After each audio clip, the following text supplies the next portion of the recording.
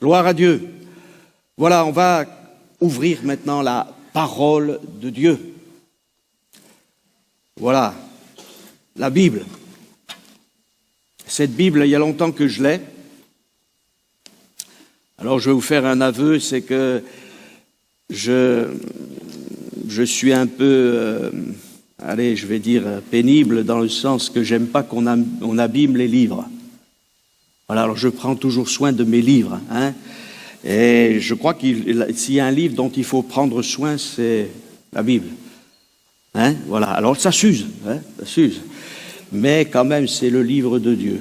Voilà, alors rien que même l'ouvrage, hein, voilà, on n'idolâtre pas l'ouvrage en papier, mais il y a la parole de Dieu. Alors on va en prendre soin, et puis on veut aussi que cette parole, eh bien, fasse son effet dans nos cœurs et dans nos vies. Amen. Alors on va lire un texte que vous connaissez très bien dans Ésaïe 8, 23. Ésaïe 8, 23.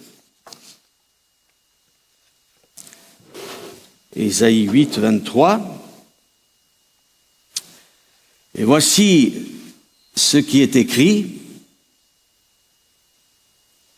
Mais les ténèbres ne régneront pas toujours sur la terre où il y a maintenant des angoisses. Amen. Alléluia. Voilà, on ne lit pas tout le texte, mais les ténèbres ne régneront pas toujours, c'est inscrit, hein, voilà, sur la terre où il y a maintenant des angoisses. On pourrait penser que ça a été écrit hier ou avant-hier, ou même aujourd'hui, ce matin, hein, voilà, qu'un, je sais pas, un journaliste ou quelqu'un qui intervient dans un média, support papier ou par Internet ou à la télévision, dise, voilà, écoutez, les ténèbres ne régneront pas toujours. Mais qui pourrait dire ça? Je ne sais pas si des gens pourraient vraiment affirmer, comment dirais-je, s'ils n'ont pas d'espérance, cette chose. Celui qui a écrit cela, c'est Ésaïe le prophète.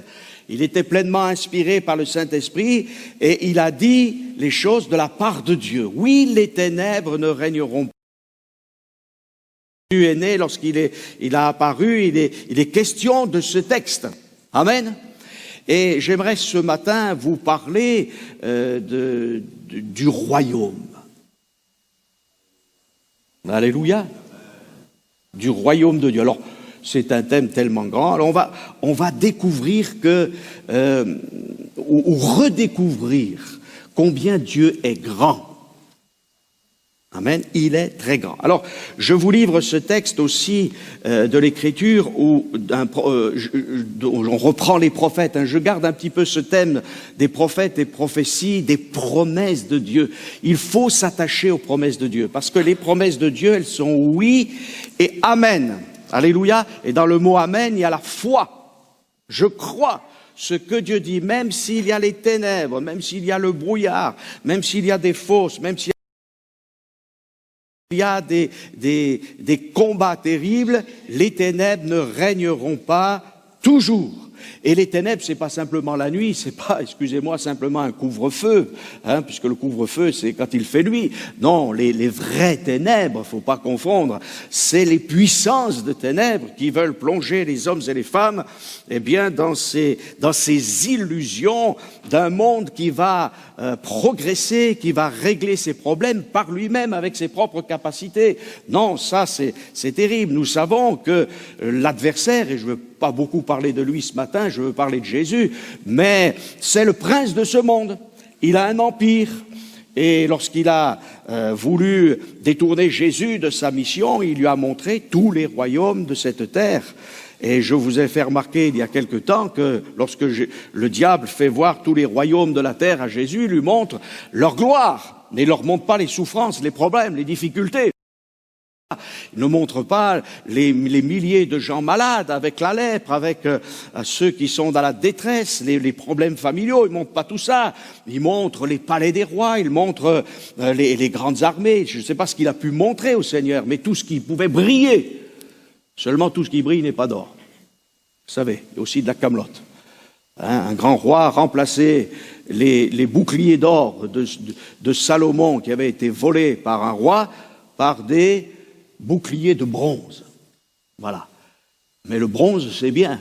Ça nous parle du jugement et de la justice de Dieu, mais ça nous parle aussi de l'œuvre de l'adversaire, le bronze. Vous voyez, on en reparlera un jour. Donc, il faut faire attention. Voilà. Mais il y a des textes qui sont formidables. Alléluia. Zacharie 9.9. Tiens, c'est facile à retenir, hein. Zacharie 9.9. Sois transporté d'allégresse. Alors déjà, l'allégresse, c'est une très très grande joie. Et là, c'est un transport. Alors, soulevé par la joie, fille de Sion. Pousse des cris de joie, fille de Jérusalem. Voici ton roi vient à toi. Il est juste. Alléluia. Il n'y en a pas beaucoup des rois justes, hein. Et victorieux. Alléluia. Il y a des gens qui ont eu la victoire, mais... Et il est humble. Alors là, c'est... D'un seul coup, ça change. Parce qu'en général, les rois, ils sont orgueilleux. Ils sont vaniteux. Je suis arrivé. Et même les rois de l'Antiquité, nous le savons, pensaient être des fils des dieux. Vous voyez ? Pharaon, là, le croyait. Et puis un jour, il y a 2 bergers israélites qui sont arrivés, là, avec leurs bâtons. Et puis ils ont dit, laisse partir mon peuple. Et il a fini par laisser partir le peuple. Et il a tout perdu. Il a perdu toute sa gloire. Les royaumes de ce monde passent. Les royaumes de ce monde se dégradent. Nous pensons que, vous savez, il y a cette pensée chez les hommes qu'on progresse. Mais la Bible nous dit le contraire. On parlera de cette fameuse statue qu'a vue Nebuchadnezzar, mais elle commence par l'or, elle finit par le fer et l'argile. C'est une dégradation, au contraire. Notre monde va de décadence en décadence, de déchéance en déchéance, même s'il est illusionné par ses exploits, parce qu'il est capable d'envoyer des sondes dans l'espace et faire de la microchirurgie. Et tout ça... La microchirurgie, c'est formidable, mais c'est pour quelques-uns. Et puis à côté de cela, 1 million d'hommes et de femmes s'entretuent. Des gens sont dans la famine, dans le désespoir, dans la détresse, mais les ténèbres ne régneront pas toujours sur la terre. Alléluia. Donc nous sommes en progrès dans le royaume de la victoire. Voilà, il faut que tu te le dises, mon frère, ma sœur. Ce matin, voilà. Peut-être que tu es découragé, peut-être que ça arrive, on est parfois épuisé, fatigué dans son corps, dans son âme, il y a le travail, il y a les enfants, il y a la famille, il y a le deuil aussi, parfois, qui nous touche. Mais le Seigneur Jésus, il est là. Alléluia. Et il vient humble, monter sur un ânon, le petit d'une ânesse. Alléluia. C'est joli, non? Vous avez vu, hein? Nous, dans notre société occidentale, les ânes, tu es un âne. Mais un âne, c'est pas si âne que ça. Voilà. Parce que c'est très pratique un âne et puis c'est doux. Voilà, il ne faut pas croire, c'est pas... Alors bien sûr, vous savez, tout ce qui est humble, tout ce qui est petit, c'est méprisé dans la société. Hein. Mais Jésus l'a fait exprès. Il est venu là pour chacun d'entre nous. Pour le plus petit, pour le plus pauvre, pour le plus humble. Parce que dans le mot humble, c'est aussi le mot... Ça s'apparente aussi à celui qui est pauvre, qui est petit. Vous voyez, et nous, on est petits devant la grandeur de Dieu. Mais on va monter. Alléluia. Gloire à Dieu. C'est pas nous qui allons prendre notre escalier, notre ascenseur. Même ce fameux ascenseur social qui est souvent en panne d'ailleurs. Hein. Mais le véritable ascenseur, c'est la grâce de Dieu. Alléluia. Alors bon, Jésus dit, voilà, voici ton roi vient. Et puis dans Jean 12, il est dit, ne crains point. Ah, la crainte, hein, on est dans un climat en ce moment, comme on disent les médias, anxiogène. C'est terrible ça, hein? Mais Jésus dit que votre cœur ne se trouble point. Croyez en Dieu, croyez en moi. Alléluia, je crois en Jésus-Christ, le Fils de Dieu. Il est mort pour moi, il a remporté la bataille. Et ce matin, le Saint-Esprit veut t'encourager. Alors Jésus est venu sur la terre. Alléluia, et il y a 3 aspects à partir du moment où Jésus vient sur la terre. Il y a le moment où il va souffrir. Imaginez les souffrances de Jésus. Il a souffert, psychologiquement, moralement, rejeté. Je ne veux pas m'arrêter trop longtemps là-dessus, mais il a souffert. Voilà. Et de nombreuses prophéties, notamment Ésaïe 53, nous parlent des souffrances du Messie. Ce ne sont pas les souffrances du peuple juif, c'est les souffrances du Messie. Il a intercédé aussi pour les coupables, nous dit l'Écriture dans Ésaïe 53. Donc, il a souffert pendant ce temps, et particulièrement pendant ces 3 ans et demi, et particulièrement encore plus pendant les 6 heures sur la croix. Et même avant, parce qu'il a été fouetté et il a été frappé. Donc, ça a été terrible. Et puis, maintenant, nous sommes dans la période du Messie, entre guillemets, absent. Parce qu'il est reparti là-haut. Mais on n'est pas tout seul. Alléluia. Parce qu'il a dit, je vous envoie le Saint-Esprit. Alors quand on dit Jésus est au milieu de nous, ça veut dire que l'Esprit de Dieu est au milieu de nous, bien que le Fils de Dieu soit au ciel. Mais le Saint-Esprit étant là, eh bien c'est comme si Jésus était là. Alléluia. Parce que le Saint-Esprit ne parle pas de lui-même, mais il parle de Jésus. Il veut que Jésus soit glorifié, que le Père soit glorifié. Voilà, alors il est absent, mais il est vraiment présent aussi. Mais il va revenir. Est-ce qu'il va revenir sur un ânon, le petit d'une ânesse? Et non, parce que le temps où il s'abaisse pour sauver l'humanité. Amen. Et d'ailleurs, je vais le dire tout de suite, parce que je l'avais prévu plus loin dans mes notes, mais au moment où il meurt, où il va mourir, là sur la croix, il a étendu ses mains, ses pieds sont percés, bientôt son côté va être percé, il est couronné d'épines, tout ensanglanté, c'est une souffrance physique à nul autre semblable, et d'autant plus il porte les péchés de toute l'humanité. Ça, c'est la plus grande horreur pour lui, qui est le saint et le parfait. Il est en train de mourir. Et voilà qu'il y a à côté de lui 2 brigands. Mais ces brigands, en fait, c'est des sicaires, c'était des gens qui se disaient « Nous voulons que le royaume du Messie vienne. Donc on va préparer le règne du Messie. » Même certains se sont pris pour le Messie. Voilà, alors ils se sont dit « On va imiter. » Mais vous savez, imiter, c'est bien, mais des fois c'est très très mal imité. Hein. Alors ils se sont pris pour David, peut-être pour Josué. Alors on va tuer. Et on va prendre le pouvoir, parce qu'on veut que le règne de Dieu vienne. Vous voyez ? Jésus sauve. Voilà. Alors ces brigands, ils sont là. Ces Juifs attendaient le royaume de Dieu. Alors c'est à la fois extraordinaire d'attendre le royaume de Dieu, seulement c'est pas nous qui pouvons le précipiter, le royaume de Dieu, avec nos forces personnelles. Vous voyez, ça c'est la religion qui pense que ses membres en eux-mêmes ont la capacité d'établir un royaume. Non, celui qui établit son royaume, c'est Jésus.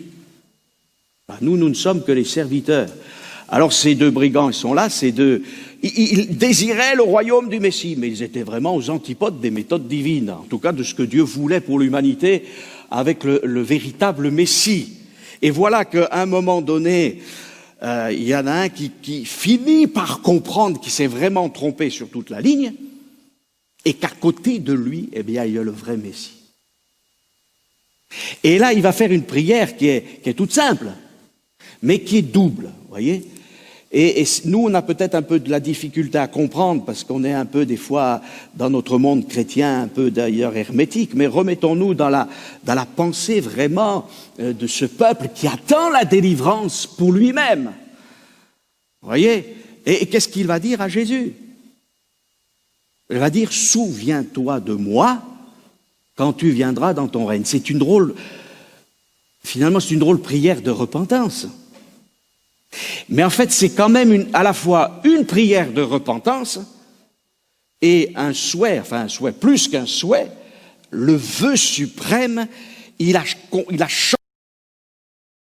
dit, moi je pensais avec mes propres forces être un élément de l'établissement du royaume de Dieu, mais je me suis trompé, j'ai failli, et là certainement que même si c'était quelqu'un d'agressif, il avait la connaissance des textes bibliques, et il dit, souviens-toi de moi quand tu viendras dans ton règne. Donc il va reconnaître le règne de Jésus, et à partir du moment où on reconnaît le règne du Messie, c'est dire, je me suis trompé.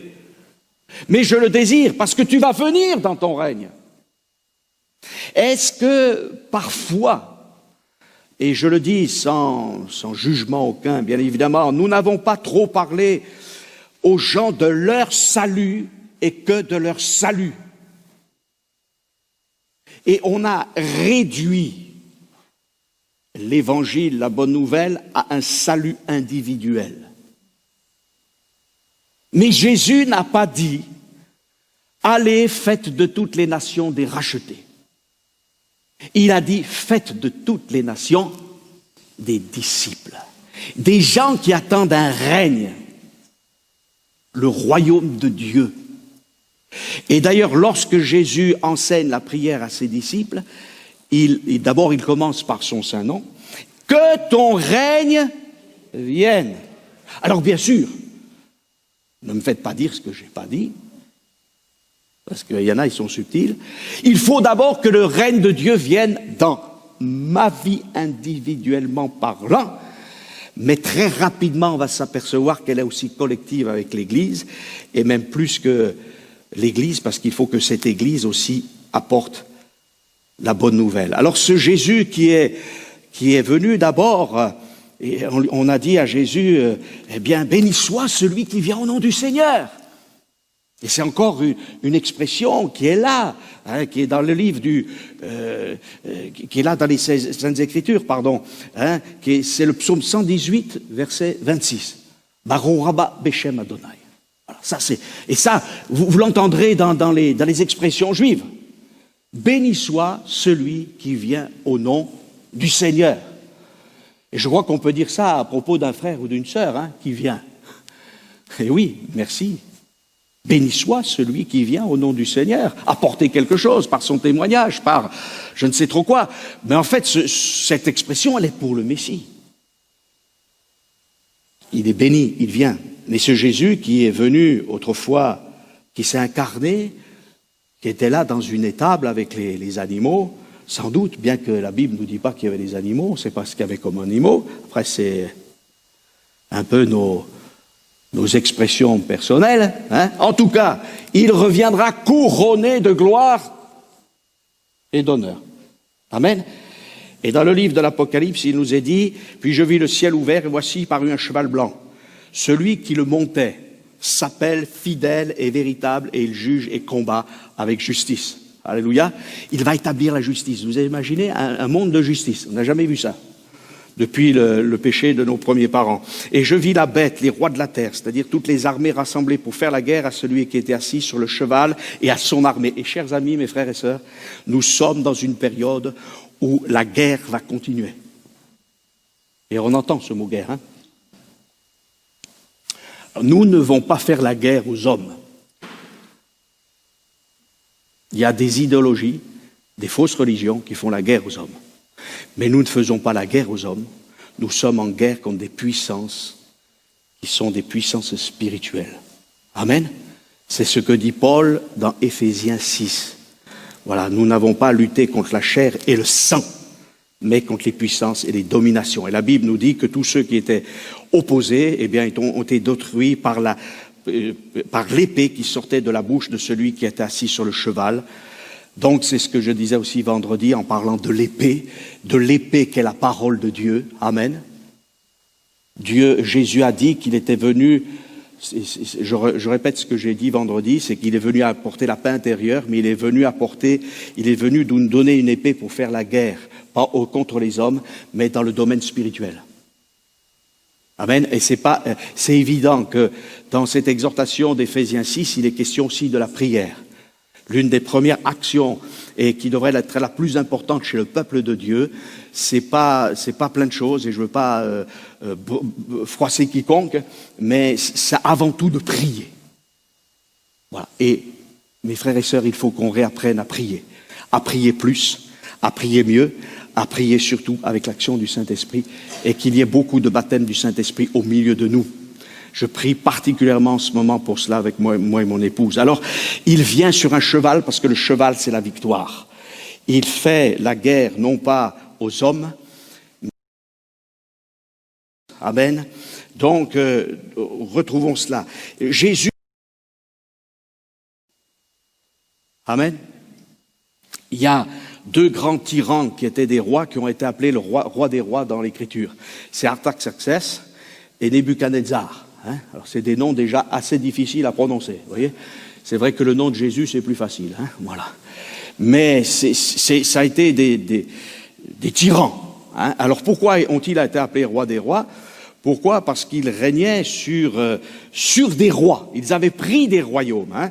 Voilà, il nous est dit Artaxerxès, roi des rois, à Esdras, sacrificateur et scribe. Mais cet Artaxerxès, eh bien, il a permis à Esdras de faire son travail. Vous voyez, parce que le cœur du roi humain, il est comme un courant d'eau dans la main de l'Éternel. Il incline comme il veut.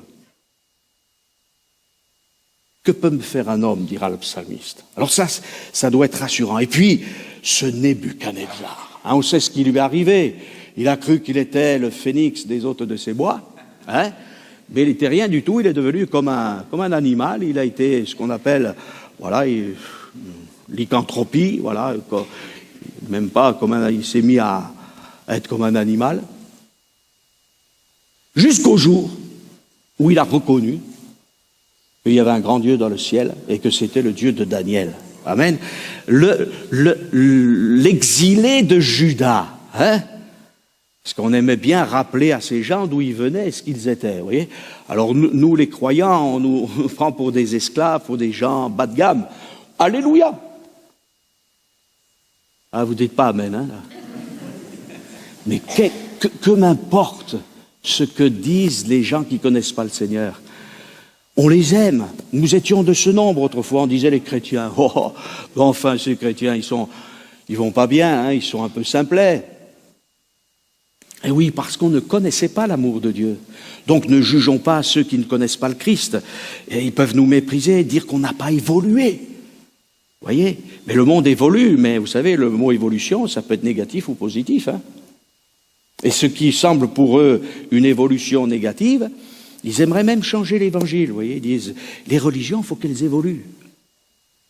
La révélation de Dieu, elle ne bouge pas. La loi de Dieu, elle ne bouge pas. Alors, Jésus, c'est le roi des rois et le Seigneur des seigneurs, hein, c'est ce que nous dit l'Écriture.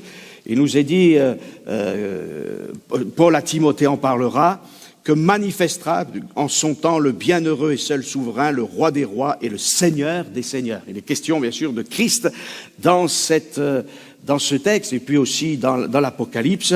Voilà, il est question de ceux qui vont combattre contre l'agneau de Dieu, et contre le roi des rois, le Seigneur des seigneurs. Mais nous savons que sur le vêtement et sur la cuisse du Fils de Dieu, alléluia, il est marqué roi des rois et Seigneur des seigneurs. Alléluia, il règne. Mon frère, il règne. Alléluia. Ma sœur, il règne. Toi qui es tout petit, qui as peut-être 5 ans, 6 ans, Jésus règne. Toi qui es très âgé, Jésus règne. Alléluia. Il est le roi des Juifs aussi. Eh oui. Où est le roi des Juifs qui vient de naître? On veut déjà le tuer, vous voyez? Et puis on l'a raillé aussi à la croix du Calvaire. On lui a dit, mais salut, roi des Juifs, vous voyez? Il y a le mépris encore, hein. C'est fou ce que les gens se méprisent entre nations, entre ethnies, pensent toujours être plus grands. Mais la Bible nous dit que le meilleur d'entre nous, il est comme un buisson d'épines. Voilà. Donc c'est une folie de toujours essayer de penser qu'on est mieux, voilà. Et puis, eh bien, si tu es le roi des Juifs, sauve-toi toi-même. Voyez le mépris qui est apporté. Heureusement qu'il n'est pas descendu de la croix, hein. Voulez-vous que je vous relâche le roi des Juifs? Et puis on a marqué sur l'écriteau, voilà, celui-ci est le roi des Juifs. Et puis alors les gens ont contesté parce que les autorités juives ne voulaient pas que Jésus soit condamné en tant que roi des Juifs. Pour eux, c'était pas le roi des Juifs. Alors Pilate n'écrit pas, il écrit qu'il a dit qu'il était le roi des Juifs, vous voyez. Mais il était tellement orgueilleux, ce Pilate, que Dieu a utilisé son orgueil, vous voyez. Il a dit, ce que j'ai écrit, je l'ai écrit, c'est moi le Romain, c'est moi qui ai le pouvoir. Dieu a incliné son cœur, vous voyez. Vous savez, on n'est pas grand-chose. Le diable est un marionnettiste. Dieu n'est pas un marionnettiste. Il nous laisse libres. Mais quand il a décidé d'atteindre son but, rien ne peut l'empêcher. Ça, c'est très important. Voilà, alors, ce que Dieu a écrit aussi. Parce que si Pilate a pu dire ce que j'ai écrit, je l'ai écrit, ne crois-tu pas, mon frère, ma sœur, que Dieu dit aussi ce que j'ai écrit, je l'ai écrit. Mais moi, je ne l'ai pas écrit par orgueil. Je l'ai écrit par amour. Et c'est ce qui fait toute la différence. Alors ne considère pas les principes divins, la moralité divine, la loi royale de Dieu comme un carcan, et comme une bénédiction. Alléluia. Le roi d'Israël, mais aussi le roi d'Israël, parce qu'il est le roi d'Israël, qu'il descende aussi de sa croix. Voilà. Et puis même la foule, alors qu'il va être crucifié quelques jours plus tard, dira « Hosanna, béni soit celui qui vient au nom du Seigneur, le roi d'Israël ». Et oui, parce qu'il est le roi des Juifs, au sens qu'il a donné des héritages, nous, mais il est le roi de la nation d'Israël. Mais il n'est pas que ça, alléluia, il est aussi le roi des nations. Eh oui, croyez qu'il a oublié les nations, Seigneur? Non. Israël est son fils aîné, mais il a des fils aussi encore. Hein? Alléluia! Car Dieu a tellement aimé le monde qu'il a donné son Fils unique. Il est le roi des Juifs, il est le roi d'Israël, il est le roi des nations. Et nous voulons dire, parce que Jésus nous l'a enseigné, que ton règne vienne. On pourrait traduire aussi par que ton royaume vienne, que ta volonté soit faite sur la terre comme au ciel. Pourquoi y aura-t-il un millénium, mes frères et sœurs? Parce qu'il faut que Dieu, qui est le Dieu du ciel et de la terre, règne aussi sur la terre, d'une manière visible, d'une manière sensible. Voilà, c'est pour cela. Et tous ceux qui ne veulent pas croire à cela, c'est leur affaire, après tout chacun croit ce qu'il veut, mais que ton règne vienne. Et il le savait, parce que nous savons que les Juifs attendaient eh bien, le règne du Messie.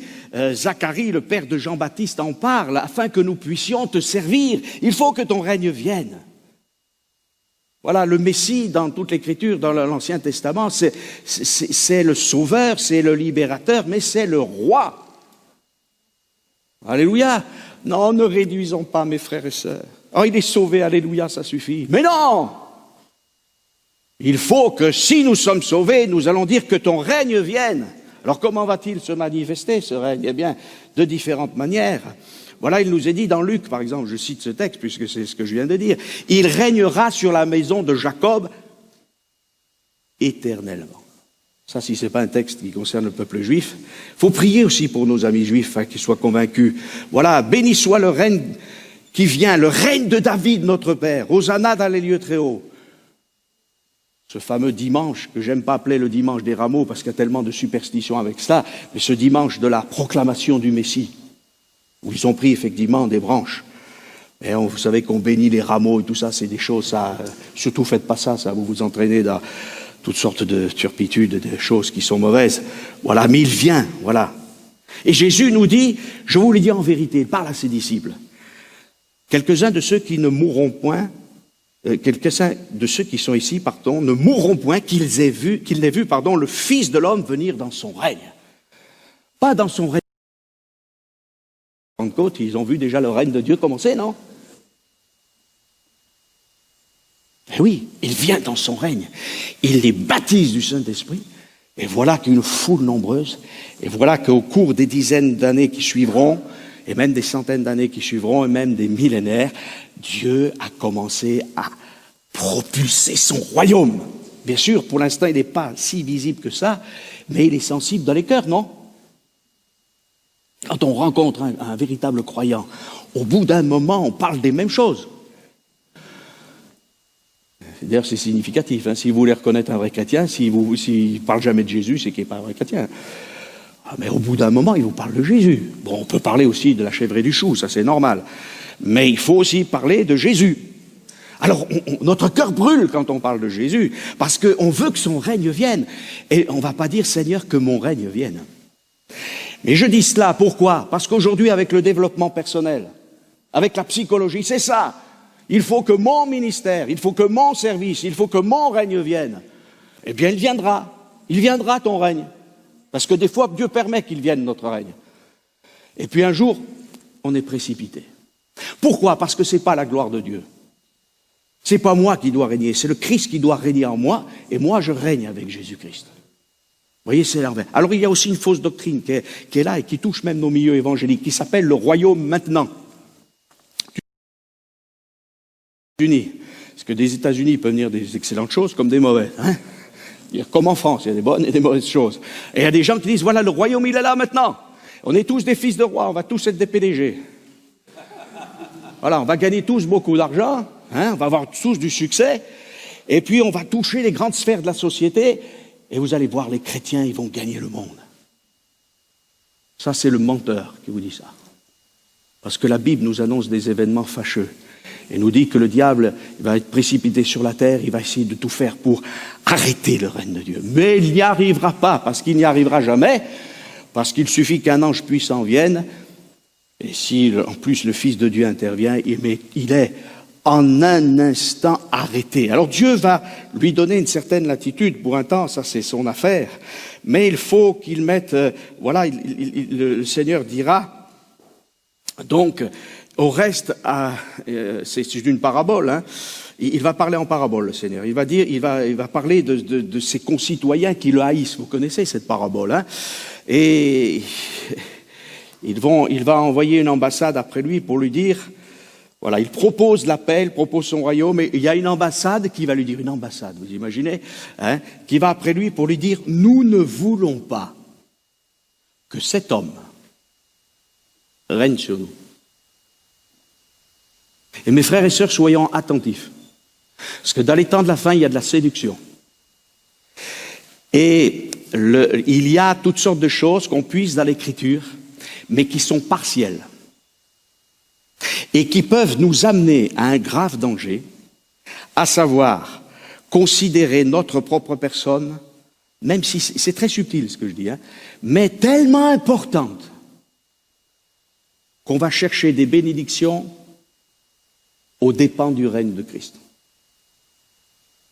Et il y a dans l'Écriture quelque chose qui est important, c'est que Jésus s'occupe d'une personne, il s'occupe d'une autre, mais il réunit ces personnes.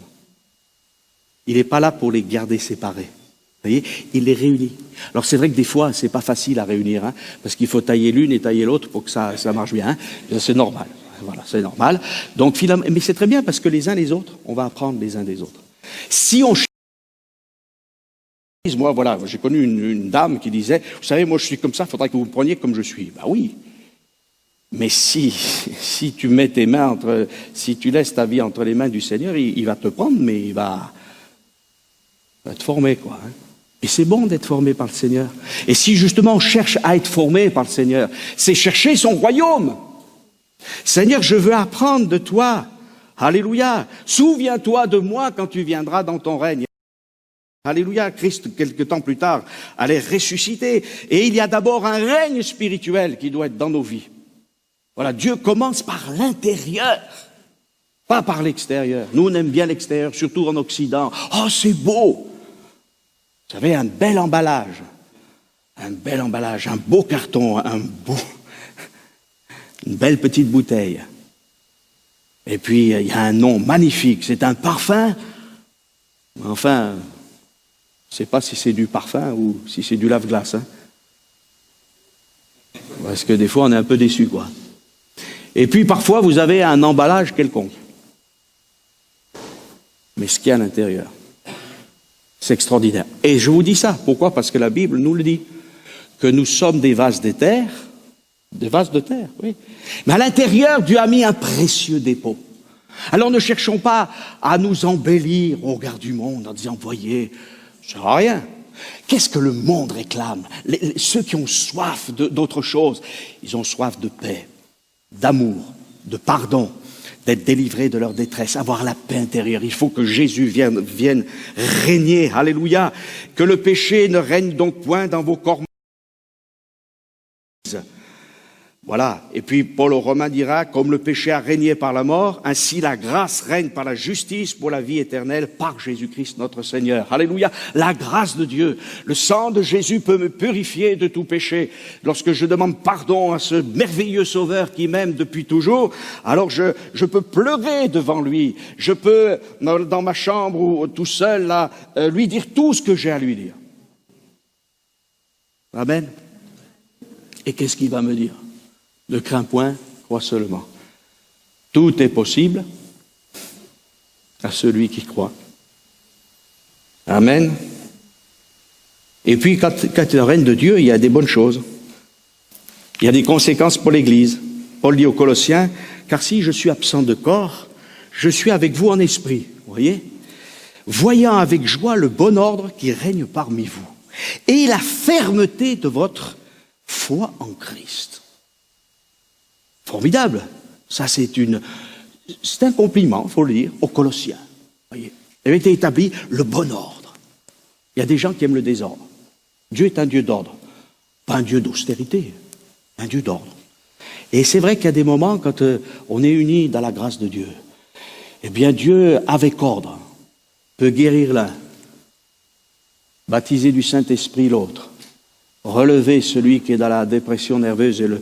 Oh, ça change, hein? Consoler. Jésus a fait les choses avec ordre. Et il était soumis à son Père. Voilà. Il est dit aussi que la paix de Christ pour former un seul corps. Vous voyez ce que je disais? C'est-à-dire que Dieu nous bénit individuellement, mais règne dans vos cœurs. Alléluia. Voilà la paix de Dieu qui va régner dans nos cœurs. Et l'ennemi fera tout pour qu'on soit anxieux, pour qu'on perde la paix de Dieu. Que ton règne vienne. Amen. Un texte messianique, il a dit au Fils, ton trône, ô Dieu, est éternel. Le sceptre de ton règne est un sceptre d'équité, c'est-à-dire de justice. Dans notre monde, il n'y a qu'injustice. Mais le règne de Dieu et le règne du millénium est sous le thème de la justice. Amen. Même si c'est toujours par la grâce qu'on est sauvé. Amen. Le premier homme comme le dernier homme qui vivra sur la terre ne peuvent être sauvés que par la grâce de Dieu, mais Dieu parle tantôt d'une manière, tantôt d'une autre. Aujourd'hui, nous bénéficions, nous les... Alors j'aimerais vous encourager ce matin. Amen. Et je vais citer encore 2 ou 3 textes. Et j'invite les musiciens à venir. Et on va célébrer notre Dieu encore. On va l'adorer, le louer encore par un chant. Amen. Voilà. Pendant que les musiciens prennent place, j'aimerais vous citer encore 3 textes de l'Apocalypse, de la révélation. Parce que j'aime bien ce mot révélation. Voilà, il nous est dit ceci dans Apocalypse 11, 17. Nous te rendons grâce, Seigneur Dieu Tout-Puissant, qui était, car tu as saisi ta grande puissance et pris possession de ton règne. Amen. Encore l'Apocalypse. Vous voyez, il y a de bonnes choses à l'Apocalypse. Et j'entendis dans le ciel, Apocalypse 12, 10, et j'entendis dans le ciel une voix forte qui disait, maintenant, le salut est arrivé, ainsi que la puissance, le règne de notre Dieu et l'autorité de son Christ, car il a précipité l'accusateur, de nos frères, celui qui les accusait devant notre Dieu, jour et nuit. Terrible ça, accuser jour et nuit les élus. Et c'est vrai qu'on a plein de défauts encore, l'ennemi, mais ces défauts, ils peuvent s'estomper, on peut en être débarrassé. Alléluia. On veut être perfectionné pour le règne de Dieu. Je veux apprendre de toi en lisant ta parole, en réfléchissant, en laissant l'Esprit de Dieu m'inonder. Mon frère, ma sœur, peut-être que depuis 5-10 ans, tu cherches le baptême du Saint-Esprit et le diable t'accuse en disant, tu vois, tu as des mauvaises pensées, ceci, cela. Crie au Seigneur et dis-lui, mais non, je veux plus là. Je veux que ton règne vienne. Alléluia. Je veux que tu agisses maintenant par... Je veux plus entendre la voix de l'adversaire, mais je veux entendre la voix de mon Sauveur. Mon Sauveur qui veut quelque chose d'excellent pour moi parce que c'est excellent pour son royaume. Alléluia. Et même si Dieu nous fait un reproche, ce n'est pas un accusateur comme Satan. Ce sont des reproches bénis. Alléluia. Il sait le faire, c'est le meilleur des psychologues. Alléluia. Et j'entendis, alors là c'est le summum, Apocalypse 19, 6. Et j'entendis comme la voix d'une foule nombreuse, comme un bruit de grosses eaux, plus que les chutes du Niagara, comme le bruit de forts coups de tonnerre, disant « Alléluia !» car le Seigneur, notre Dieu Tout-Puissant, est entré dans son règne. Amen. Alors vous relisez au moins Apocalypse 19, 6. Alléluia. Je vous laisse qu'un verset, c'est la conclusion, mais je pense qu'elle vaut son pesant d'or. Notre Dieu Tout-Puissant est entré dans son règne et rien ne pourra l'arrêter. Amen.